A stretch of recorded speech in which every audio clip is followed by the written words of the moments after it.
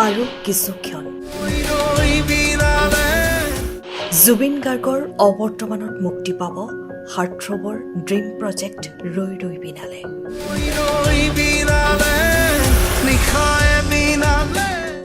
আজিৰ দিনটোত যদি হাৰ্টথ্ৰব থাকিলহেঁতেন কেনে হ'লহেঁতেন অসমৰ পৰিৱেশ।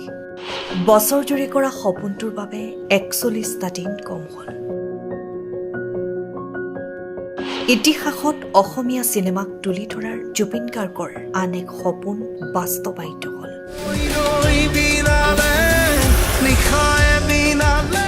ছবিগৃহত মুক্তি পাব মৰমৰ শিল্পীগৰাকীৰ শেষ ইচ্ছা। অসমবাসীৰ এক জীয়া আৱেগ হেঁপাহৰ ছবি ৰৈ ৰৈ বিনালে।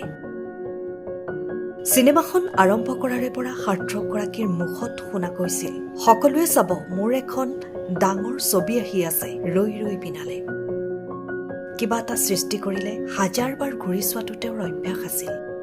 আজি তেওঁ থকা হলে গোটেই অসমখন কম ফূৰ্তিত থাকিলহেঁতেন নে? আমিও বাতৰি কৰিলো হয়, জনপ্ৰিয় আমাৰ মৰমৰ হাৰ্টথ্ৰব আজি প্ৰমোচনৰ বাবে উপস্থিত থাকিব অমুকত তমুকত। কিন্তু আজি সকলো নিস্তব্ধ। তেওঁৰ অবৰ্তমানত ছবিগৃহত মুক্তি পাব তেওঁৰ সপোনৰ ছবি ৰৈ ৰৈ বিনালে। নেদেখাৰ ভাওজুৰি কৰা অভিনয়ে নেদেখাকৈ গুচি গ'ল। অভিনয় কৰিলে চকু থাকিও অন্ধ হোৱাৰ। ট্ৰেইলাৰ চাই সকলোৱে তেওঁৰ জীৱনটোৰ জীয়া কাহিনী বুলি অনুভৱ কৰিলে। আৰু আজি তেওঁৰ অবৰ্তমানত সকলো উদং উদং। তেওঁৰ উপস্থিতিৰ উমান ল'বলৈ সকলো ৰৈ ৰৈ বিনালে চাবলৈ বাউল হৈ আছে।